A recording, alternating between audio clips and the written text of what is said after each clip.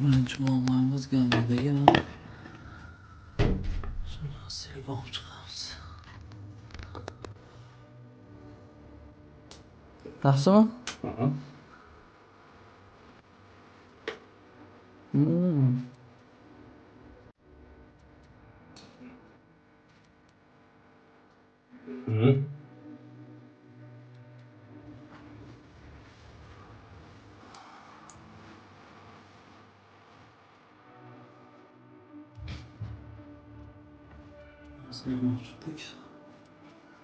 Bo'ladi deysizmi? Mana bunda videoga olaman da yaxshimi? Ha? Yaxshi videoga olaman da.